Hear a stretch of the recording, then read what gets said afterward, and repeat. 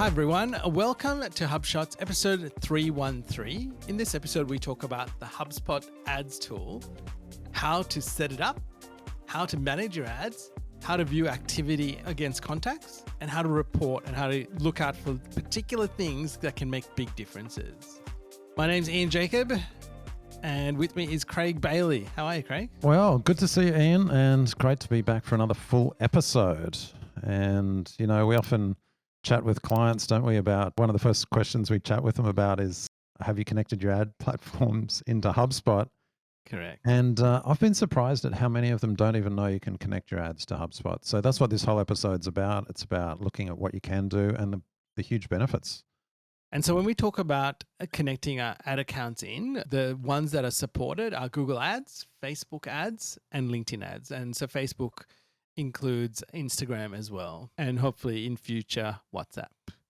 WhatsApp's taking over the world, so I wouldn't be surprised. Correct. If they start rolling out ads in that platform shortly. So you, listeners, this is something that we were talking about, and Craig and myself said, you can't hide with HubSpot, because what happens is when you connect your ads into HubSpot, there is this level of clarity that you get and a level of, let's call it a second check that you're going to have with the platform. And one of the biggest things I often tell people is that you will see, often when you look at ads, you can say, oh, I got this many conversions, right? But what you see in HubSpot is that you know exactly who that person is because of that conversion. So you'll know if you're double counting or things are not working correctly. This is one of the big key differences where you can tie a conversion to an ad and make sure it's working. And a really good example of this is where you might say, I think that this is converting, or I'm spending money here and this is bringing me business, but you realize very quickly it's not. It's actually some other campaign that might actually have a worse conversion, but that brings all your business. Whereas the one spending all the money might be just consuming cash, but with not converting. And I think that's a very clear thing that you'll uncover. I think that's such a good point, and where HubSpot is superior to so many other platforms, because you're seeing that whole journey from first touch through to dollars in the bank, Correct. revenue coming through. Yes. And I quite like how you said you can't hide with HubSpot, because if you're a marketing manager and you're working with an external agency, we've had this happen. Often the external agency doesn't have access to HubSpot and they're only reporting based on what the platform's telling them, Google Ads, for example, or Facebook, and they report all these conversions. And we've had this experience where they say, oh, you've got, X number of conversions. And in HubSpot, we're saying, we're not seeing that. And I remember we mentioned this back in episode 310, Ian. It's kind of one of those situations where we go, let's just check. We investigated and we actually drilled into it in HubSpot, and we actually found they were double converting accidentally. Yes. I don't think they were doing it deliberately or anything. Yep. They were double counting conversions on the platform side. So 2 conversions, which was only really resulting in 1 contact in HubSpot. And the great thing about that is, well, accuracy, of course, but then you can actually recalculate all your ROI calculations, because cost per acquisition actually might have doubled, but you can actually see through to, oh, now we're going to actually focus on a different part of the journey. Is it the conversion to deal it is important? So I think that's going to be a lot of big interest to rev managers, CFOs, and of course marketing managers as well. And it's so important. We actually chat about this in stage 2 of the HubShots framework. And early on, it's such an important thing to cover. All right, onto our quick shot. There is a full course available in our HubShots school community that Craig has put together. I would recommend, if you want to learn more about this and follow it, or you've got a team that want to follow it, it's a great place to do that. And this is something that we've been working towards for a while now, haven't we, Craig? Yeah, that's right. And pretty much what's in the show notes in this episode is a little bit of it's taken from that course. So we follow the same structure.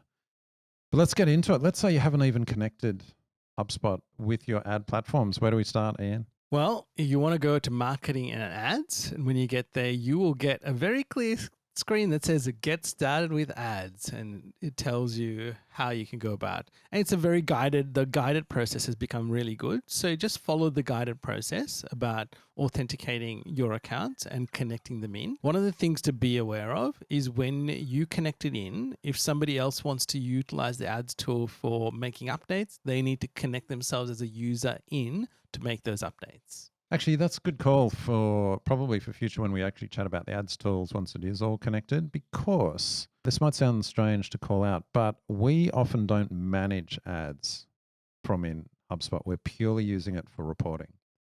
And I think this is an important distinction to make early, because when we do tell clients that haven't connected their ads into HubSpot, sometimes they'll respond and they'll say, oh, look, we manage them from Google Ads. We don't really need to manage it in another tool. And so they think, oh, connecting ads into HubSpot is purely for managing it. I'm like, well, actually, we never really manage them. It's a view only approach we take in HubSpot. It's purely for the reporting and attribution.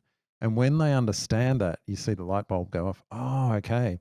And I think that's perhaps a messaging problem. Maybe they just think HubSpot Ads Tool is purely because if you didn't want to manage it elsewhere, but that's not the case. Reporting is the big win. Correct. So when you connect your ad accounts in, one of the things we do want to highlight is to make sure they're connected correctly. You will get taken through a process of then asking you to set up pixels, because that's how it tracks things. So making sure that the pixels, the lead syncing is another one. So often you can get lead forms from Google, from Facebook, from LinkedIn directly into HubSpot. And if you connect it correctly, you don't have to double handle data. It'll go straight in. You can trigger your workflows from it. So that's a really important one. And that's one I find, Craig, often gets missed out. And sometimes the pixels as well. Pixels are a little bit more, people are more aware of it, but they're so unaware that you can get lead forms straight into HubSpot. I've been in conversations with clients where they've said, oh, look, we worked with this agency and we set up this Zapier flow so that they would get every contact that filled out a lead form in Facebook, and then they'd use Zapier, and then they'd push it into a spreadsheet, which then we imported into HubSpot. And I was like, hang on, you realize there's just this setting here, connect straight from the lead form straight. And they're like, what? And so they've gone down this very convoluted path. Yeah, and it's just a setting in HubSpot. So that's a big win there. Yeah. All right. Now we're going to dive into more about the ad interactions and the ad properties that you can utilize to see your ad activity. Craig, what are they? There's a few: original source and latest traffic source. And so we're getting into a few technical details now, but at this point, you've connected your ads in. When someone comes in from, say, a Facebook ad, they fill out a form or something on your site, and then they've become a contact in your CRM. Properties on your contact record that you can look at. We've got a list of them in the show notes and in the school course, but I'll just call them out. Original source type, original source data one. That was originally called original drill down one. They rename these properties from time to time, but if you've been using HubSpot for a while, you'll look for original drill down one and drill down two, but they're actually called original source data one and data two now. Those three, original source type, data one and data two, are probably the main three that you'll want to look at. That tells you everything. Did they come from Facebook? Was it paid? Was it organic? And then there's also other properties, latest traffic source, drill down one, drill down two. They haven't renamed those ones. And they're actually as good as well, because if there's only been one interaction so far, they'll both be the same. So latest traffic source will actually be the same as original source type. And those properties, there's a bunch of others, conversion pages and all those kinds of things. And I think one of the things I wanted to call out is and we've got examples in the show notes here of one that's paid social, but also we've got others. We'll talk about this at the end, when things get misattributed. And sometimes you see things come through on organic social. It'll turn up as a source type of social media when it's actually paid social. I'll talk about how that happens. It's really important. Yeah. For attribution reporting. All right. The next we're going to talk about viewing ad activity in your timeline. Now, if you're very good with filtering your timeline, it is one of those, it's actually one of the first things you'll see in the contact activity. And so often we will toggle that on and off if we want to see how many ad interactions have taken place with a contact. and it's a great place to look. So often the ones we look at, if we're in the activity timeline, will be page views, form submissions, and ads activity, because that kind of tells us a story of what's going on. So if you want to get a clear perspective, just have those three things turned on as a start, and when you're looking at a contact activity timeline. Got a really good screenshot here in the show notes, and you'll see this if you're on YouTube as well. But for listeners, I'll just explain.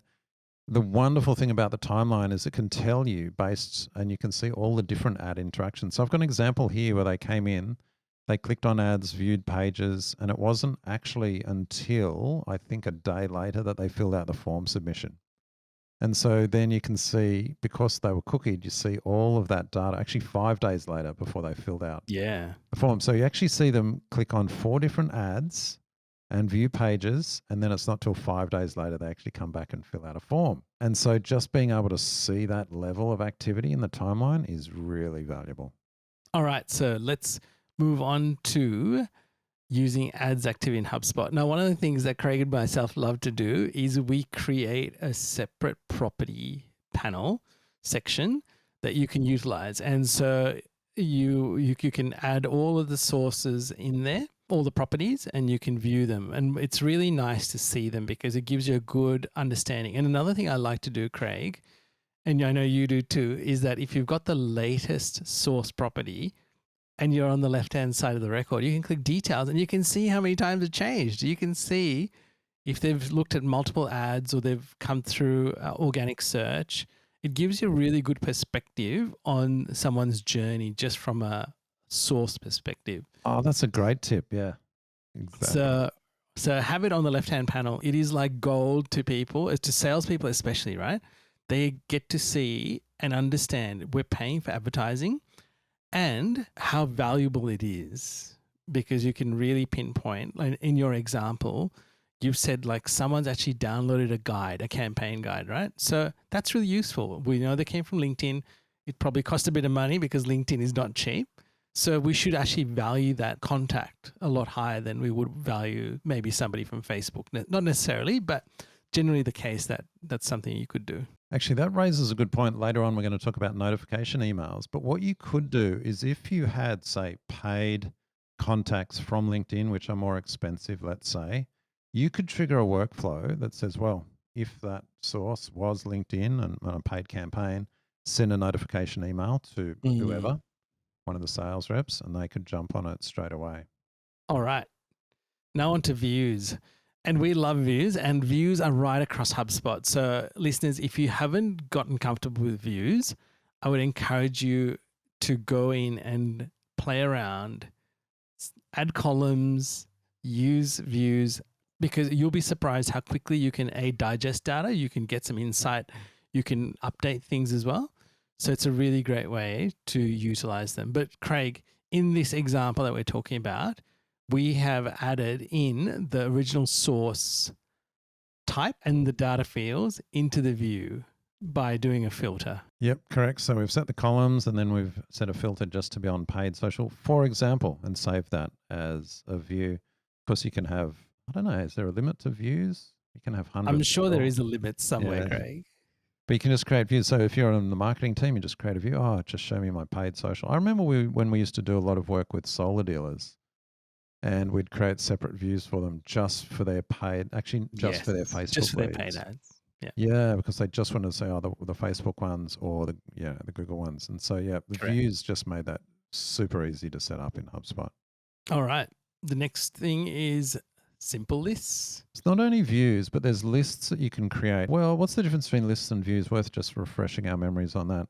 Typically, the point I make is that lists are more powerful. You can do association, joins, and things like that. But you can also use different operators. So you might have a simple list, which is very similar to what you could do in a view. Show me any contacts of paid search or paid social. But then when it comes to advanced lists, you can actually do has ever been filters. I don't think you can do that in views. Have they rolled that out in views yet? I don't think No, so. you can't. So what's the advantage of this? You can actually say, show me contacts where the latest traffic source has ever been any of paid search or paid social. What's the difference? Well, their latest traffic source, they might have come from an email or from some other source. And so then you're like, well, how do I find the contacts that came via an ad, not at the start, but halfway along their journey with us? And that's where lists are really powerful. And as you were reminding me earlier, Ian, the pro tip is, well, you can create a list, and then of course you can use that list in a view to get that same feature and visibility. And what I want to say, Craig, is that I think I've not come across anybody that has actually done this in a portal. And we do this to show, because when you understand ads, that people interact with ads all through their journey, using the latest source and saying has ever been paid search or paid social gives you an understanding of, have they interacted with an ad at some point in their journey? So I think people often think it's always the first point, or it might be that last point, right? Because that's how we've been taught to understand ads. But really, I feel that people need to think about ads as like they're just little signposts along people's journey, because you can attract someone with an ad, you can remarket to someone with an ad, you could show offers to someone with an ad that are in a deal stage as well. And then even once they've converted as customers, you can still show them ads, because you can run ads within apps. So people that are not using apps, there are so many opportunities to reach people. And so I think what we're trying to show you is, if you can segment well, if you can keep your data clean, if you can use your views, you can use those properties, you will actually extract the maximum juice out of your ad budgets and your ad tool here in HubSpot. Such a good point. And hopefully, listeners, if you haven't connected your ads into HubSpot, you're seeing some of the value, because the difference between just reporting from what Google Ads or Facebook was telling you to now seeing, all that attribution and that rich activity within HubSpot, being able to create advanced lists, show me all the contacts who ever interacted with an ad. That's really powerful. And so Yes. once you get across that, you start to think, well, previously I was flying blind. Now I can see. Well, speaking about reporting then, let's jump on to that. Tell us more, Craig. All right. How do you report on ad results in HubSpot? There's a couple of ways. Well, first of all, in the ads tool itself, marketing menu, go into ads. There's the analyze tab, gives you a high level overview. And we're kind of racing through this at a high level just to keep the episode to time, but further details in the show notes, which kind of go into a little bit more detail. There's also standard reports. If you go into the reporting menu, marketing, channel performance, ads, there's another high level one. And that's also good for seeing, well, clicks or over a weekly kind of frequency. There's various ways you can present that, by the way. And then really where it gets very powerful is custom reports. I haven't seen too many people using this. I think it's one of those hidden treasures within HubSpot. Yeah, you can report, of course, against contacts. You can join those against ad interactions. So you can get a list of contacts. But the other thing you can do is also report on ad performance metrics themselves, just Correct. to view that. And you can create just about any ad related report that you need.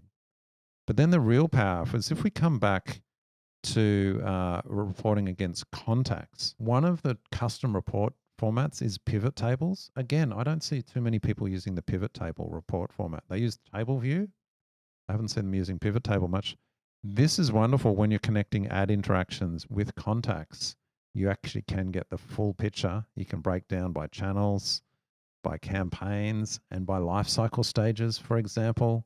How many contacts in each lifecycle stage? You can filter that just to a particular campaign or a particular channel. That's where the real power comes through. And we've got a few screenshots in the show notes covering those in a bit more detail. Now, I would suggest that you can go down a rabbit hole here, but the first place I would look is the Analyze tab inside HubSpot, Craig, because one of the things I noticed, and I'll take you to a real customer example, is like they're spending ads across Meta, Google, and LinkedIn, right? And a bulk of their spend is Google, then followed by LinkedIn and then Meta, I think. But in comparison to what they were spending, like their Google ad spend would have been 10x what it was on the other platforms, right? And one day they said to me, "Oh, we really need to focus on this." And then when I looked at the numbers that were going through, I was like, no, maybe not. Maybe we just need to focus more on the Google side and fix that first before we go. And so that's what I liked about the Analyze tab. It puts things in perspective of what you're seeing and what's coming through, and then you can make educated choices on what to do next. And so I just want to encourage people, go there as a starting point before diving too deep. I think that's really good. Yeah, start there. And look, there's other areas. We haven't even touched on the sources report, kind of the straight sources report as well, which will actually have a paid social channel. You can drill into it, see the channels or the platforms and things like that. There's so many ways, and it's all here. So if you're listening to this, another reminder, if you haven't connected your ad platforms in, or maybe you've only connected one of them in, connect them all in. Just opens your eyes to what's really going on. And if you can't connect them in, I would actually ask you why you don't have access to your own ad accounts, and maybe you need to solve that first. Yeah. All right. Let's go on to some advanced ad options. So first one I'll talk about is smart content. I left this to later because I love smart content, Ian, but almost none of our clients use smart content, or it's very rare. They use it occasionally. It's one of those amazing features in HubSpot that's great in demos, but I see hardly ever out in the wild. But if you are using smart content, you can switch out content based on ads. So we've got a few examples where you can set up smart rules. So based on the ad source, for example, I've got an example here of the HubShots daily tip as one of our campaigns.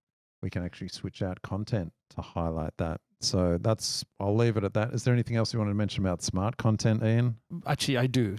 One of the things you can do with smart content, especially if you're doing sort of location-based things, I would encourage you can have one landing page, but you could change the title with smart content based on the location or the ad group or the campaign or ad group that's sending the traffic, and put the location name in there. And it's a great way to make it more relevant to the person that's clicking through. Excellent point. All right. Also, the campaigns tool. What am I talking about with campaigns? This is the HubSpot campaigns tool. I know the word campaign is often confusing. We've got HubSpot campaigns that include ad campaigns from the different platforms. But the HubSpot campaigns tool is wonderful because it's a place where it pulls together all the assets related to a campaign and can highlight performance and attribution of each. Adding in an ad campaign to the specific HubSpot campaign it's related to is just part of seeing that attribution. Yes. Now, I do want to highlight to people, sometimes people use the same campaign, but may put in a separate ad group or campaign group. And then they try to select it and add it into the campaigns tool. And they're like, oh no, it's not letting me go down to the ad group level, and it's not going to. So make sure when you're setting up your campaigns that you set them up correctly so you can associate, A, name them correctly, and B, so once you've done that, you can actually find them and associate them inside HubSpot appropriately. So that has got me a few times, Craig. That's a good tip. We should have put that in the gotchas, which we'll get to shortly. We've talked about notifications. I really like that you can include those contact properties, for example, the original source or the latest source in emails that you might send out to the team when a new contact comes in. There is also HubSpot's native notifications, only really relates to sequences, which we haven't touched on here. We will touch on it now because I'm just going to quickly talk about the ads tool overview. We've been talking about ads all day, so why don't we actually talk about the ads tool itself? And I think it's worth highlighting there's 4 main sections in the ads tool. There's one is managing the campaigns or reporting on it. Like we said earlier, I don't manage the campaigns in terms of turning them on or off or changing them from HubSpot, but it's all the reporting. And then there's the audiences tab we'll chat about in a second, events and analyze we've already covered. But one of the things in the manage tab is you can manage ad campaigns and also ad sequences. Now, what are ad sequences, Ian? So that is where you can create a sequence of ads that get served based on certain criteria. And as the name suggests, I'll give you an example. Once someone has seen the first ad, and generally we do this inside Facebook. So they'll see the first ad, they take some action, maybe they convert, and then the system knows, oh, they've converted off the first ad. This is the next ad I want to be showing them. And so then they kind of go into that next audience or that next part of the sequence and then get shown the ad. And then, so the whole idea is that they move down through the sequence, like we talk about email sequences, and then you're expecting a result at the end of that. So I have found doing the ad sequences inside HubSpot a lot easier than doing them in the ad platform. And so that's probably the only time that I actually use HubSpot to do something. And also lead ads as well. Sometimes I often use HubSpot to create lead ads. Oh, is that right? They're the two ones that I probably use HubSpot the most for. But in terms of managing ads, I generally do it on the platform. And then we get the data into HubSpot. Nice. All right. Let's talk about the audiences tab, because audiences, when I'm chatting with clients and they haven't connected ads in to HubSpot, this is one of the key things I talk about. Not only managing, so visibility and being able to report, but then pushing back up to the platforms. We've got a screenshot here of how we're doing it in our portal. But talk about audiences and syncing them up to the platforms, Ian. So if you wanting to target people within HubSpot, so you could say, I just want to target all of these customers. Now, they might not have come through ads, right? Maybe you went to a trade show and you acquired all of these contacts and they're now your customers. You could create an audience, a list, and you can push that all into LinkedIn, to Google, to Facebook. And the whole idea is it can match those. If it can match those people, it will. And then you can serve them ads. So they're in an audience where you can do it. And the beauty of it is, you don't have to import and export anything. The syncing will take place automatically between the platforms as well. So if they meet a criteria, so let's say in 10 days' time, Craig becomes a customer because he's bought a new car and they're synchronizing that list, he'll automatically go into the ad platforms for that because he's a customer now. So that's the beauty of it. It's kind of like a set and forget. You know it's working. It's being utilized in the ads that are running. And what else can I tell you? That's really it. Yeah, well, there's the other thing I like to talk about is exclusion audiences as well. So yes. Let's say you got contacts that come through that are duds, and then you've got others that are great. So of course you want to push up the ones that are good, and you say, give me more like this, lookalike audiences, for example. But you can also exclude bad contacts and push them up, and so that they don't receive further advertising and chewing into your budgets and things like that. Or as you highlighted, they might have become a customer, so don't show them stuff anymore that they don't need to see. They're already a customer. One thing to mention is those contacts, to be part of an audience that gets synced up, need to be marketing contacts. Yes. So in HubSpot, you pay for marketing contacts. I think most people know by now you can have millions of contacts in your portal. You only pay for the ones that are set as marketing contacts. And one of the benefits and why you pay for, I guess, is this functionality. You can then sync them back up. Saves you all that time. I've had clients where they're exporting out huge CSVs of contacts and then manually uploading to each of the platforms. It's just like, this is just set and forget in HubSpot. It's like saves so much time. And not only that, it avoids all the potential risks of exporting data out. I always shudder when clients say, oh yeah, we've given our ad agency a full export of all our contacts from the database. I'm like, well, surely there's privacy concerns here and things like that. So just having these audiences in HubSpot lets you avoid all of that privacy concern. All right. And the other tab you're going to see is the events tab. And this allows you to push events to ad platforms. And generally we will push events like when someone becomes an opportunity, for example, or they become a customer, right? Now, would you want to do that?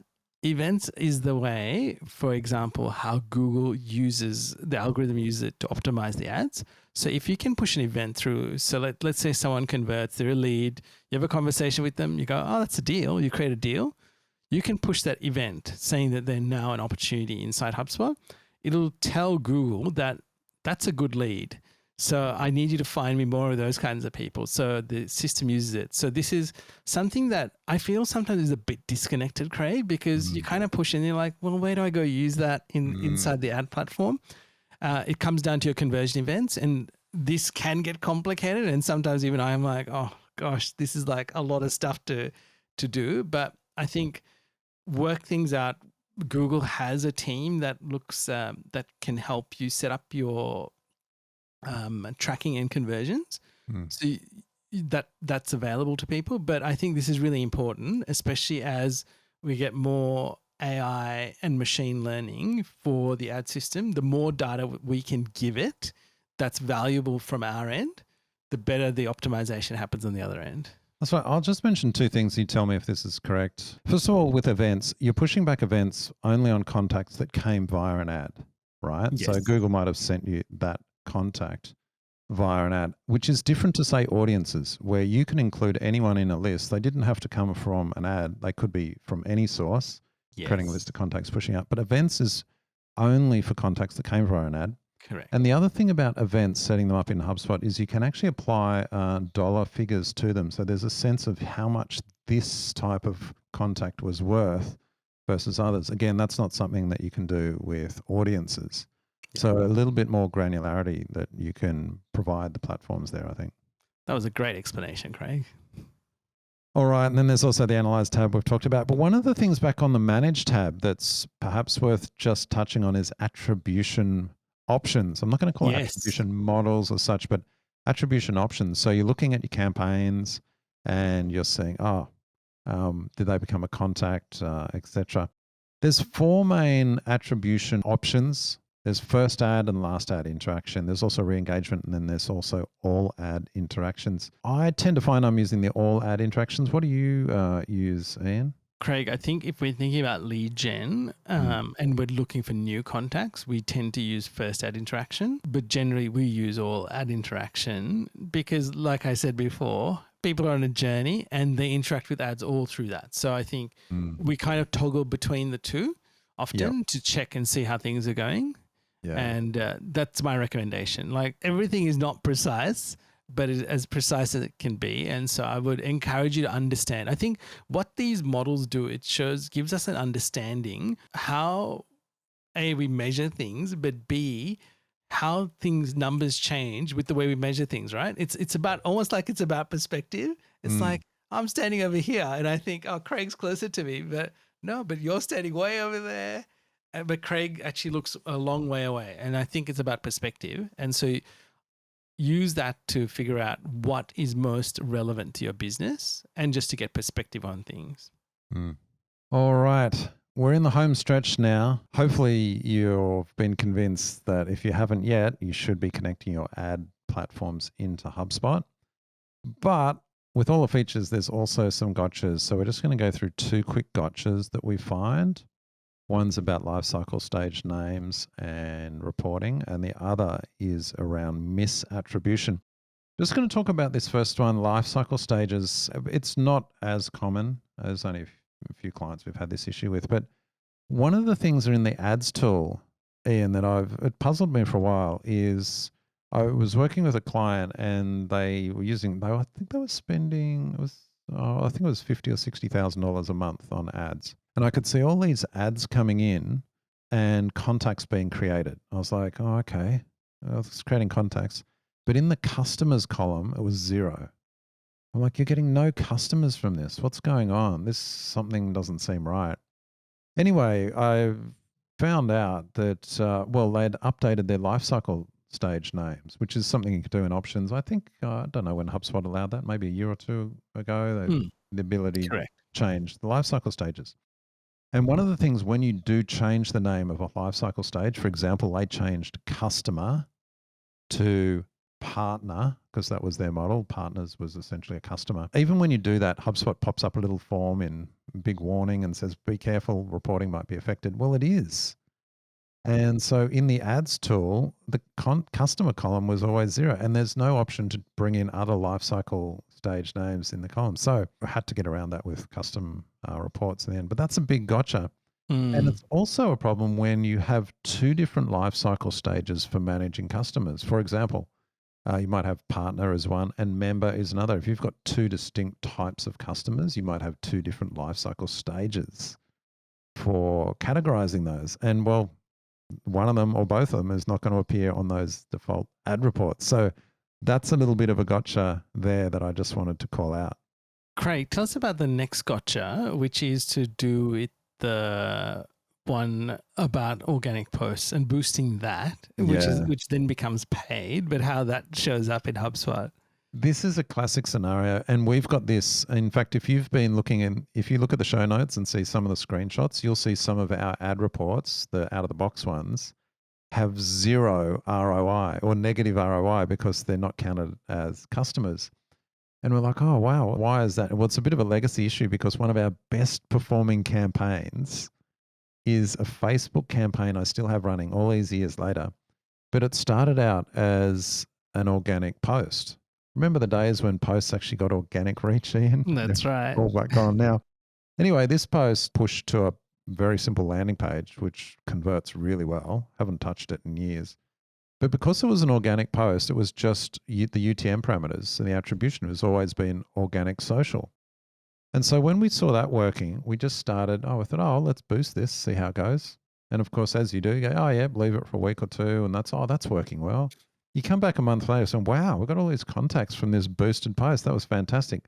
Then you look in HubSpot and you go, hang on, they're not turning up in the paid reports. Oh, okay, we boosted it. They're still coming through attributed as organic social.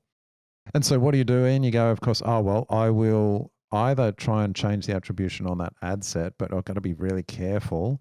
I know what I'll do. I'll duplicate it and I'll update the UTM parameters on the duplicated one. We'll test that. And of course, Facebook by that time has optimized the first ad set so well that the second one hardly performs and you get no results. So then you sit there going, well, what will I do? And you say, I'm just going to keep that first ad set going because it's working so well and I can't seem to duplicate and fix it. And years later, you're stuck with the problem that we have, which is none of those paid social contacts are being attributed. They're coming through as organic social. So we actually can't use the original reports for that. We get around it with other reporting. But that's a common one, misattribution. And most of the time it's because an organic post was boosted. Craig, can I ask you, do you ever change the original source based on the original source drill down data? I don't, but I know what you mean. It is possible to update that if you know which ones. So Correct. Theoretically you could do that. Yeah. I'm just wondering whether that will flow through in the reporting. It will in some reporting, but it won't. Yeah, it won't actually appear as ad activity in the timeline, so it's not going to go and update that. But it might actually fix some of the basic reports. I'm not sure. Yeah. I'm very wary. I almost never change original source. I don't think I've ever changed original source. Really? Yeah. Okay. I let it come in. Yeah. Possibly though. You might be onto something there, maybe. But anyway, what's the main takeaway from that? Well, when you boost a social post, pretty much straight away, go and update the UTM or the tracking. Most of our ad campaigns have set up with a template and things like that. So you can overwrite them, I guess, but you're going to do that in the ad platform itself. Actually, talking about tracking and templates, there is, when you have HubSpot connected, this is a little gotcha as well. People that have ad tracking templates and try to override tracking, you'll often see errors inside HubSpot because HubSpot is actually, when you connect your ad accounts, it starts to do some of that tracking that some people try to get sophisticated about. So you just need to be aware because you will see these errors pop up that something can't be tracked or there's a tracking error. It's because of that. Right. In the tool. So just be aware of that when you're connecting things and doing stuff. Yeah. I think one of the other things that happens, and this has been our case as well, you know how you can create those tracking URLs? Yes. Like those short links, those short URLs. And people will create the tracking URL that says organic social. They'll put that on the organic post and then that post gets boosted. So it's not even the tracking template or URL that Facebook applies with the ads. It's like, they click the link and it's using the bit.ly link or whatever it was. Yes, so you can't URL. even override it. And that's often the problem. So what do you do there? If that is your situation, we tend to then mentally, we've got to make a note and then manually go in and say, look, we're going to do reporting. We're going to include all these contacts in purely for ROI calculations.